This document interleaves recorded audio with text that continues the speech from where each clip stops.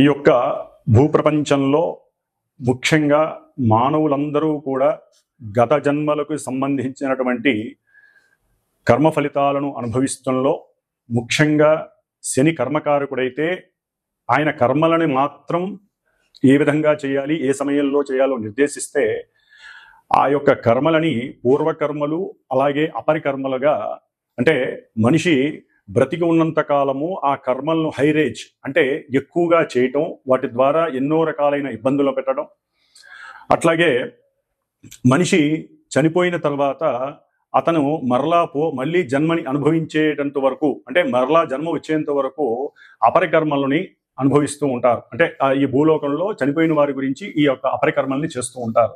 కాబట్టి ఈ యొక్క అపరికర్మలకు అధిష్టాన దేవత రాహువు.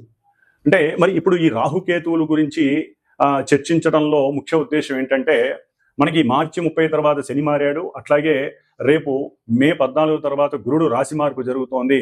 మే 18 తర్వాత రాహువు ఇప్పటి వరకు మీనరాశిలో జలరాశిలో ఉన్నటువంటి రాహువు వాయుతత్వపు రాశి అయినటువంటి మిత్రుడైనటువంటి శని యొక్క కుంభరాశిలోకి తన యొక్క ప్రవేశాన్ని చేస్తున్నాడు పూర్వభాద్ర నక్షత్రంలో 1వ పాదంలో ఉండి.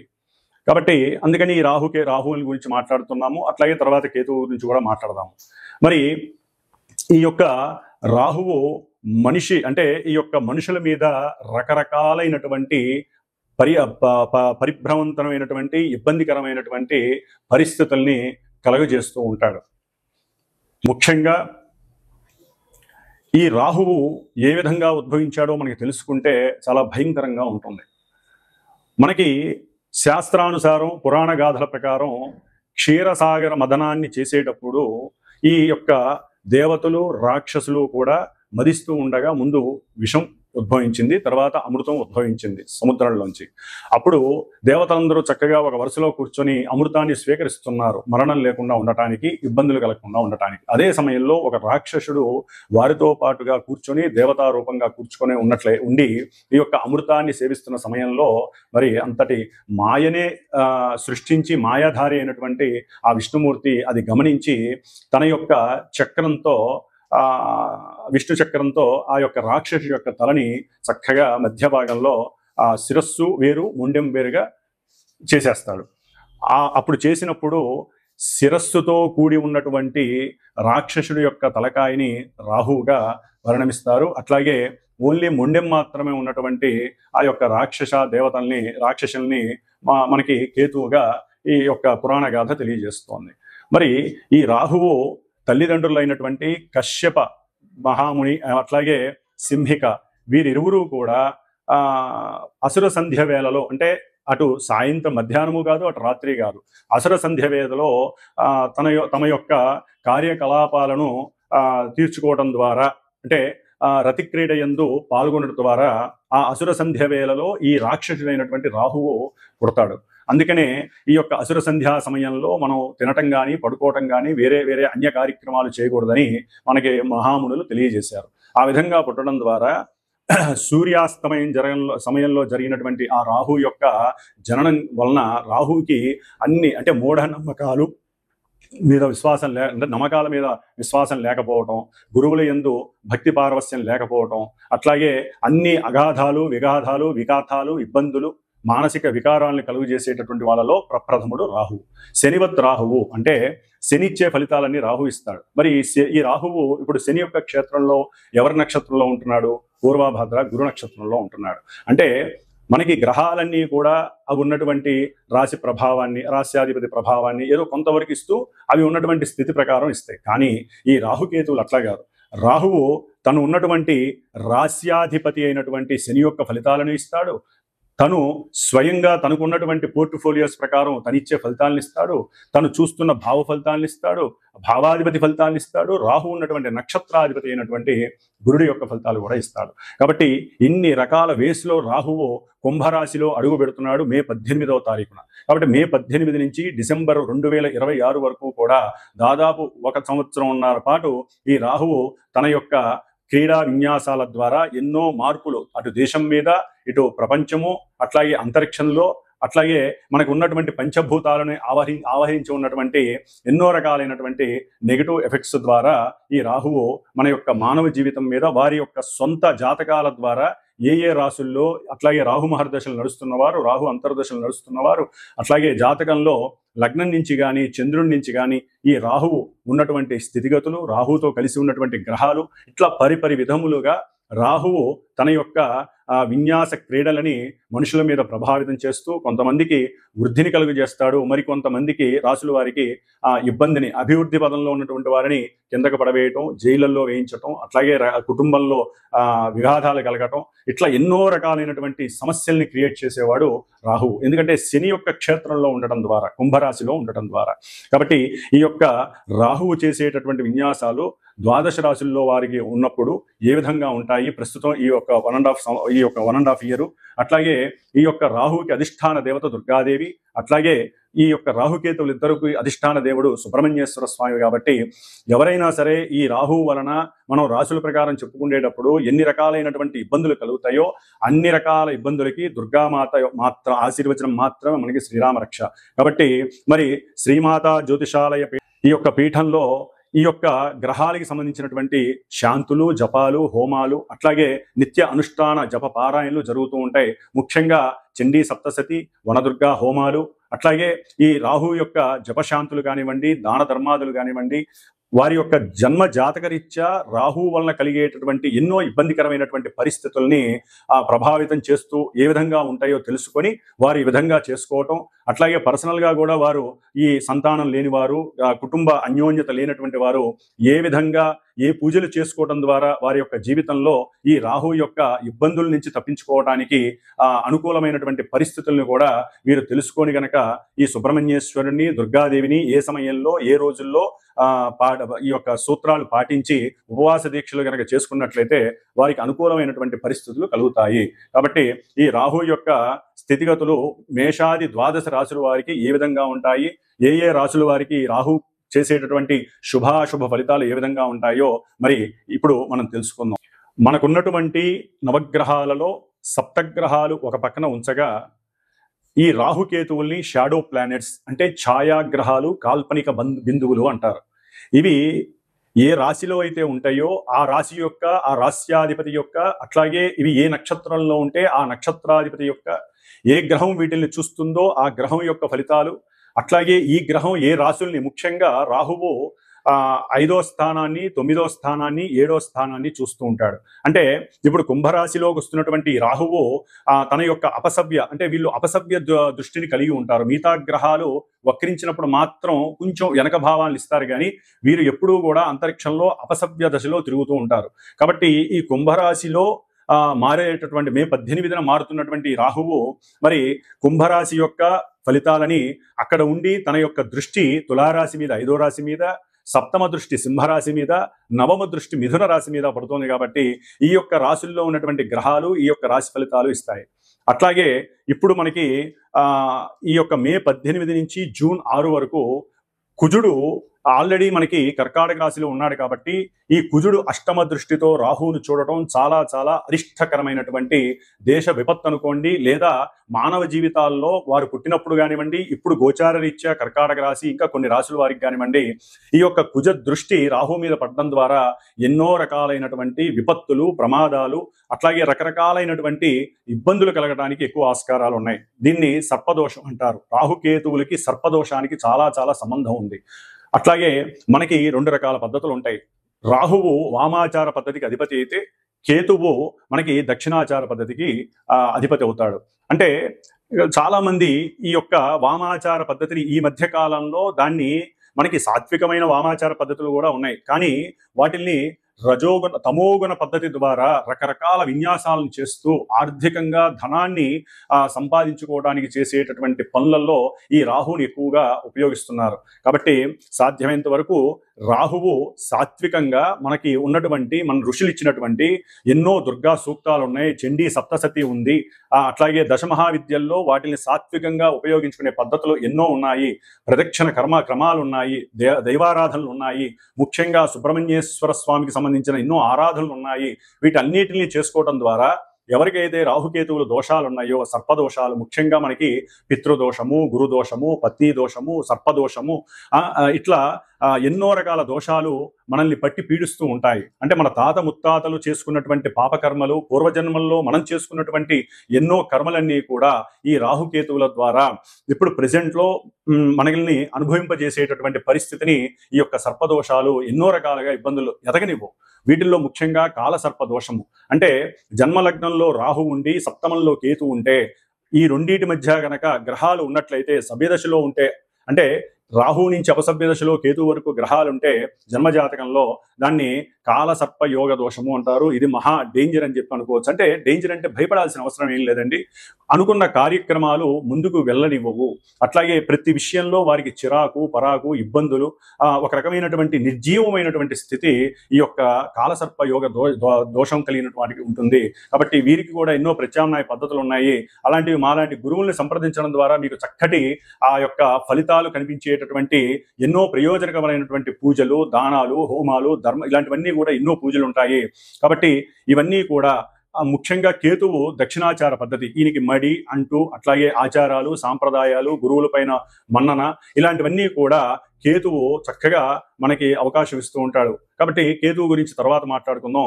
ఇప్పుడు మనం మాట్లాడుకునేటటువంటి ద్వాదశ రాశుల్లో ఈ రాహువు కుంభరాశిలో ఉన్నప్పుడు మేష నుంచి మిగతా రాశుల వారికి ఏ విధమైనటువంటి ఫలితాలని ఈ రాహువు కలుగజేస్తాడో మనం తెలుసుకుందాం.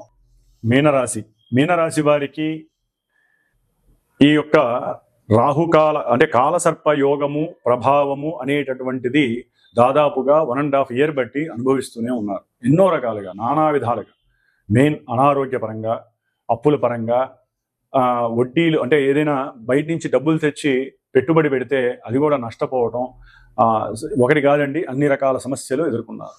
ఎందుకంటే ఈ కాలసర్ప యోగ దోషంలో కాల సర్పము అనే దాంట్లో కాలాన్ని రాహు సూచిస్తాడు, సర్పాన్ని కేతువు సూచిస్తాడు. సరే, కేతువు గురించి తర్వాత చెప్పుకుందాం. అంటే కాలము అమ్మవారి చేతుల్లో అధీనమై ఉంటుంది. అంటే దుర్గాదేవి అనుగ్రహం ఉండాల్సిందే. లేకపోతే రాహువు చాలా చాలా విన్యాసాలు చేసేస్తాడు మనుషుల మీద. మరి ఇప్పుడు ఆయన మే 18 తర్వాత 12వ స్థానం శనిక్షేత్రం, మిత్రక్షేత్రంలోకి వస్తున్నాడు. ఇంకా ఇప్పటి వరకు గురుక్షేత్రంలో ఉండి కాస్త శుభకార్యాలని ఏదో నమ్మినా నమ్మకపోయినా ఇచ్చాడు. ఇప్పుడు 12లోకి వస్తున్నాడు. అంటే దీర్ఘకాలికంగా అనారోగ్య సమస్యలు ఎదుర్కొంటున్న వారికి చుక్కలు చూపించేటటువంటి పరిస్థితి ఈ యొక్క రాహువు తీసుకుంటున్నాడు. ఎందుకంటే ఆల్రెడీ వాళ్ళకి ఏం నడిచిన ప్రభావం నడుస్తుంది. ఇటు శని రాహువులు మీనరాశి వాళ్ళని కాస్త గేమ్ ప్లే చేసే అవకాశాలు ఎక్కువగా ఉన్నాయి. కాబట్టి కొంచెం జాగ్రత్త వహించండి. ముఖ్యంగా దూర ప్రాంతాలకు తీసుకెళ్లే అవకాశాలు ఉంటాయి. అంటే ఉద్యోగపరంగా కావచ్చు, ఆకస్మికంగా జరుగుతుంది. భార్యాభర్తలు దూరం అయిపోవటం కావచ్చు, లేదా చదువుకునే విద్యార్థులు వారు అనుకున్నటువంటి లాభస్థితిని దూరం కావచ్చు. వాళ్ళు ఎన్నో ఊహించుకుంటారు, అది చదివేద్దాం, లేకపోతే దూర ప్రాంతాలకు వెళ్ళి చదువుకుందామని. ఇప్పుడు పరిస్థితులు కూడా దానికి అనుకూలంగా లేవు కాబట్టి వారు అనుకున్నది జరగడం కష్టం. అట్లాగే ఆర్థిక ఇబ్బందుల వలన వీరు సంఘంలో తమకున్నటువంటి కీర్తి ప్రతిష్టలు దెబ్బతినే అవకాశం ఉంటుంది. తండ్రి వలన మాటలు పడి దూరం అయ్యే అవకాశాలు మీనరాశి వారికి ఉన్నాయి. అట్లాగే తండ్రి చేసిన అప్పులు తీర్చడంలో వీళ్ళు ఫెయిల్ అయ్యి వీరిని వీరే నిందించుకోవటం, వీరి సమస్యని వీరే పెద్దది చేసుకోవటం, దాని వలన అనారోగ్యాలు, మానసిక చింతతి ప్రభావాలు ఎక్కువగా ఉంటాయి. కాబట్టి ఈ యొక్క కాలానికి అధిష్టాన దేవతగా రాహు ఉంటే ఈ రాహుని స్తబ్దత చేసి రాహుని నిర్బంధించేటటువంటి శక్తి ఒక్క దుర్గాదేవికి ఉంది. కాబట్టి మీరు ముఖ్యంగా దుర్గాదేవిని ఆరాధించండి. చండీ హోమాన్ని చేసుకోవడానికి ప్రయత్నం చేయండి. లేదా 18 రోజులు 18 సార్లు రోజుకి దుర్గా సూక్త పారాయణ చేయించండి మాలాంటి గురువుల చేత. ఇలా చేసుకోవడం ద్వారా మీకు ముందు ఆ యొక్క భయం అనేది ఎక్కువ అవుతుంది. ముఖ్యంగా ఆందోళన, భయము, చేసే పని యందు అనుమానము, లేకపోతే అవతల వ్యక్తుల నుంచి అవమానం, ముఖ్యంగా ఫ్రెండ్స్ అవమానించడం, దాన్ని తట్టుకోలేక మీరు రకరకాల చర్యలు చేసుకోవడం, ఇలాంటివన్నీ జరగడానికి అవకాశం ఉంటుంది. ముఖ్యంగా సంతానపరమైనటువంటి విషయంలో కానీ మాతృపరమైనటువంటి విషయంలో ఎదురు దెబ్బలు ఎక్కువగా జరుగుతాయి. విద్యార్థులు తమ యొక్క శక్తిని కోల్పోయే పరిస్థితులు ఎక్కువగా ఉన్నాయి. కాబట్టి ఆకస్మికంగా భార్యాభర్తలు మధ్య కోర్టు వ్యవహారాల దాకా వెళ్ళే అవకాశాలు కలుగుతున్నాయి రాహు యొక్క దృష్టి పడటం ద్వారా. చేసేటటువంటి బిజినెస్ల్లో ఒకరికి మధ్య సఖ్యత లోపించి ఎవరైతే పెట్టుబడి పెడతారో ఆ పెట్టుబడులు ఇచ్చేయమని చెప్పి గొడవలకు దిగుతారు. దాని ద్వారా లాయర్లకు పెట్టాల్సి వస్తుంది డబ్బంతా తీసుకెళ్ళి. ప్రయాణపు విషయంలో కూడా అనవసరమైన ప్రయాణాల ద్వారా ఆర్థికంగా నష్టపోతారు. అనుకున్న ప్రతి మనసులో ఏదైతే కార్యం లాభిస్తుంది అనుకుంటారో ఆ లాభాలన్నీ కూడా వీరికి కొంత ఇబ్బందులకి గురయ్యే అవకాశం ఉంటుంది. ఉద్యోగ విషయాలలో అక్కడికి ఇక్కడికి మారే అవకాశాలు ఉంటాయి. ప్రయాణాల ద్వారా ఉద్యోగం చేసే వాళ్ళకి అలసట ఎక్కువగా కలుగుతుంది. కాబట్టి ముఖ్యంగా వీరు దుర్గా సూక్తాన్ని లేదా సర్పసూక్త పారాయణలు చేయించుకుంటూ ఈ మీనరాశి వారు ఆల్రెడీ వీళ్ళకి అన్ని రకాలుగా నిర్బంధించి ఉంది గ్రహస్థితి అంతా కూడా ఎప్పటి నుంచో. దాని తోడు ఇప్పుడు ఈ రాహు 12లోకి వచ్చి లేనిపోని దుష్కర్మలు చేయించే అవకాశం ఉంటుంది. ఎక్కడ పడితే అక్కడ పోకండి. ఎందుకంటే మనసు బాలేదని చెప్పి ఒక్కోసారి మీరు తెలియకుండా వెళ్ళి శ్మశానంలో కూడా కూర్చుంటారు. ఆ యొక్క పీడలు కూడా పిశాచ బాధలు మీకు పడతాయి. అందుకని అలాంటివి చేయకండి. దూరంలో ఏది లేదు, ఉన్న చోటే కూర్చొని దుర్గాదేవిని ఆరాధించండి చాలు. ఆ దుర్గాదేవి మీకు ఆ యొక్క మీలో ఉన్నటువంటి నెగిటివ్నెస్ తీసేస్తుంది ఆవిడ. కాబట్టి ఇలాంటివి చాలా ఉంటాయి. ఈ యొక్క మీనరాశి వారికి దూరంగా వెళ్ళి సాధించేదేం లేదు. దగ్గరగా ఉండి చక్కగా ఉండండి. అట్లాగే తల్లిదండ్రులను గౌరవించండి, తండ్రిని ఎక్కువగా గౌరవించండి, లేనిపోని అప్పులు చేయకండి, దుష్కర్మలు చేయకండి, దుర్వ్యసనాలు ఫ్రెండ్స్తో దూరంగా వెళ్ళడం, లేకపోతే మనసు బాలేదని చెప్పి మీకు మీరే అనుకొని లేనిపోని దుర్వ్యసనాలు చేసుకోవడం ద్వారా ఆరోగ్యం క్షీణిస్తుంది, డబ్బులన్నీ కూడా హాస్పిటల్కి పెట్టాల్సి వస్తుంది. కాబట్టి అట్లాగే గురువుల్లో కూడా చూసుకొని గురువులను ఎంచుకోండి, లేకపోతే అది కూడా ఒక మీకు ఇబ్బందికరమైనటువంటి పరిస్థితి ఎదురయ్యే అవకాశం ఉంటుంది. కాబట్టి ఎన్నో విధాలుగా ఈ రాహువు చేసేటటువంటి క్రీడా విన్యాసంలో మీరు పావులు కాకుండా దుర్గాదేవిని నాగేంద్ర స్వామిని ప్రార్థన చేసుకుంటూ చక్కగా వారిని ఆరాధిస్తూ, ఇంకా శక్తి సరిపోకపోతే గురువుల ద్వారా మంత్రశక్తిని జపశక్తిగా మార్చుకొని ఆ తీర్థాన్ని స్వీకరించడం, హోమాలు చేసుకోవడం, లేదా రాహుకి సంబంధించినటువంటి మినువులు వడల రూపంలో చేసి అమ్మవారికి శనివారం పూట అమ్మవారికి వేయించి తర్వాత 10 మందికి అది దానంగా చేయటం, లేదా పెరుగన్నాన్ని అమ్మవారికి నివేదన చేసి శనివారం పూట అందరికీ దానం చేయటం, ఇలాంటివి మనకి ఎన్నో రకాల శాస్త్రంలో ఎన్నో రకాలైనటువంటి పరిష్కార మార్గాలు ఉన్నాయి. అన్నిటినీ చక్కగా చేసుకోండి. దీపారాధన చేసుకోవచ్చు, రాహుగ్రహ స్తోత్రాన్ని చదువుకోవచ్చు, రాహుగ్రహ జపాన్ని చేయించుకోవాలి, దానం ఇచ్చుకోవాలి, చెప్పుకుంటూ పోతే చాలా ఉన్నాయి. వీటిల్లో కొంతమంది దీన్ని వికరించే వాళ్ళు ఉన్నారు, రకరకాలుగా మాట్లాడే వాళ్ళు ఉన్నారు. మనకు అనవసరం. మనం చేయాలనుకున్న మన కోసం మనం చేసుకోవాలి. 10 మంది కోసం ఏది చేయకూడదు. ఎప్పుడూ కూడా ఈ జపాలు, హోమాలు, దానాలు ఎవరో విక్రిస్తూ ఉంటారు, ఎవరో రకరకాల మాటలు అంటారు. అది అనవసరం. సరైన గురువుని మీరే ఎంచుకోండి, మీకు నమ్మకమైన వాళ్ళ చేత చేయించుకోండి. దానివల్ల మీరే లాభపడతారు. అన్నవాడు ఎవడు కూడా మీకు లాభాన్ని చేయడు. కాబట్టి అలా అనుకోవాలి మనసులో మీరు. ఇవన్నీ కూడా ఒక్కోసారి తెలియకుండా మీకు స్ఫురణ వస్తూ ఉంటాయి, రకరకాల ధోరణుల్లోకి వెళ్తూ ఉంటారు. ఒక్కోసారి మీరు పూజలు కూడా చేయడానికి అర్హులు కాదేమో అనిపిస్తుంది. ఆ వైరాగ్య ధోరణి పోతుంది. ఇట్లా రకరకాల సమస్యలకి రాహు కారణం అవుతున్నాడు. కాబట్టి మీ ఆరోగ్యాన్ని కాపాడుకోండి, మనసుని కండిషనల్గా పెట్టుకోండి, సరైన ప్రణాళికలు తయారు చేసుకోండి. ఉద్యోగ విషయంలో భద్రత చాలా అవసరం. అటు ఇటు మారే అవకాశాలు ఎక్కువగా ఉన్నాయి. తల్లి ఆరోగ్యం పట్ల జాగ్రత్త వహించండి, లేకపోతే తల్లి యొక్క అనారోగ్యం వలన మీకు ఆర్థికమైనటువంటి నష్టాలు కూడా కలగడానికి అవకాశాలు ఉన్నాయి. చేసిన అప్పులు, తండ్రి చేసిన అప్పులు తీర్చడంలో మీరు ఫెయిల్ అయ్యి బాధపడకండి. దానికి సరైన మార్గాన్ని అన్వేషించండి. అంతా దుర్గార్పణం, దుర్గార్పణం, అంతా దుర్గాదేవి నాకు శ్రీరామ రక్ష అనుకుంటూ బతకండి 1.5 year. తర్వాత అన్ని ఇంకా నవంబర్ 23 తర్వాత ఇంకా ఘోరమైనటువంటి పరిస్థితులు కలగడానికి అవకాశాలు ఉన్నాయి. దుర్గాదేవి అనుగ్రహం మీకు కలుగుగాక. ఓం దుమ్ దుర్గాయే నమో నమః. మే 18వ తారీఖున రాహువు కుంభరాశిలో సంచారం జరిగేటప్పుడు ముఖ్యంగా కొన్ని రాశుల వారికి దుర్గాదేవి మరియు సుబ్రహ్మణ్యేశ్వర స్వామి అనుగ్రహం కలగటానికి ఏమేం చేసుకోవాలో తెలియజేసుకునే ప్రక్రియలో ముఖ్యంగా అవి ఏమేమి రాశులంటే మీనరాశి, వృషభ రాశి, మిథున రాశి, ముఖ్యంగా కర్కాటక రాశి, సింహరాశి, అట్లాగే తులారాశి, వృశ్చిక రాశి, మకర రాశి, కుంభరాశి. ఇన్ని రాశుల మీద ఈ యొక్క రాహుగ్రహ ప్రభావం చాలా అత్యధికంగా ఉంటుంది. కాబట్టి వీరు తప్పనిసరిగా రాహుగ్రహానికి సంబంధించినటువంటి జపాలు చేయించండి, దానాలు, మినువులు దానం చేయండి, గారెలు చేసి పంచాలి. అట్లాగే దుర్గాదేవికి సంబంధించిన హోమాలు చేయించండి. చక్కగా 18 రోజులు దుర్గా సూక్త జపాన్ని ఆచరించండి.